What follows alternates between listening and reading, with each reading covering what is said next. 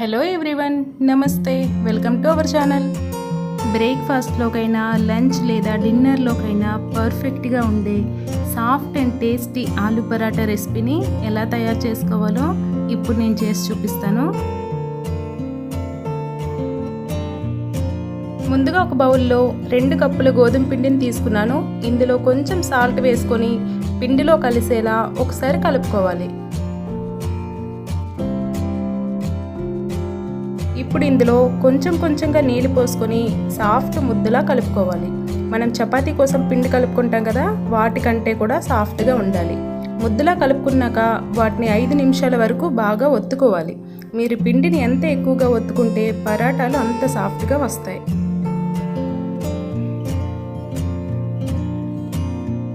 ఇలా సాఫ్ట్గా కలుపుకున్న పిండిని మూత పెట్టి 30 నిమిషాల పాటు పక్కన పెట్టుకోవాలి. స్టఫింగ్ కోసం ఉడికించిన బంగాళదుంపలను తీసుకొని ఈ బంగాళదుంపల్లో ఎక్కడ ముక్కల్లా లేకుండా బాగా మ్యాష్ చేసుకోవాలి. ఇలా మ్యాష్ చేసుకున్న దుంపల్లో ఇప్పుడు మసాలాలు వేసుకోవాలి. వాటి కోసం స్టవ్ వెలిగించి ఒక కడాయిని పెట్టుకొని అందులో కొంచెం ఆయిల్ వేసుకోవాలి. ఆయిల్ కాస్త వేడైన తర్వాత జీలకర్ర, అల్లం తురుము, చిన్నగా కట్ చేసుకున్న పచ్చిమిర్చి ముక్కల్ని, అలాగే కొంచెం కొత్తిమీరని వేసుకొని బాగా ఫ్రై చేసుకోవాలి.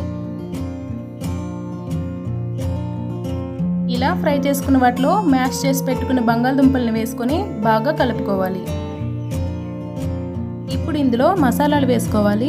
1/2 టీ స్పూన్ పసుపు, 1/2 టీ స్పూన్ కారం, వేయించిన ధనియాల పొడి, కొంచెం గరం మసాలా, కొత్తిమీర తరుగు, అలాగే రుచికి సరిపడే సాల్ట్ వేసుకొని బాగా మిక్స్ చేసుకోవాలి.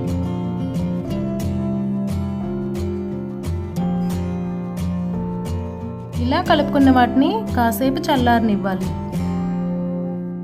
కాసేపు చల్లార్చుకున్న తర్వాత వాటిని ఇలా బాల్స్లా చేసుకోవాలి. మొత్తం స్టఫింగ్ని ఇలానే బాల్స్లా చేసుకోవాలి.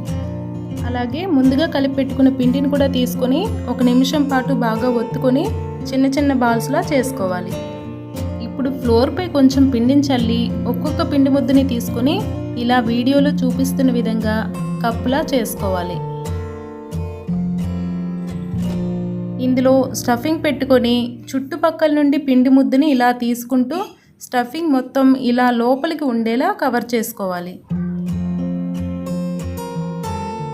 వీటిని ఇప్పుడు పరాటాల్లో ఒత్తుకోవాలి. లోపల పెట్టుకున్న స్టఫింగ్ బయటికి రాకుండా చాలా నెమ్మదిగా వీటిని ఒత్తుకోవాలి. మరీ పలుచగా కాకుండా కాస్త దలసరిగానే ఒత్తుకోండి. ఇలా కాస్త దలసరిగా ఒత్తుకోవడం వల్ల పరాటాలని కాల్చుకునేటప్పుడు బాగా పొంగుతాయి.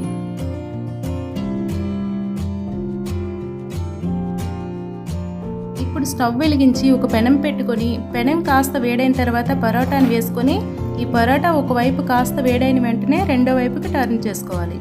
ఒకవైపు ఎక్కువసేపు కాల్చకుండా ఇలా వెంటనే రెండో వైపుకి టర్న్ చేసుకోవడం వల్ల పరోటాలు బాగా పొంగుతూ సాఫ్ట్గా వస్తాయి.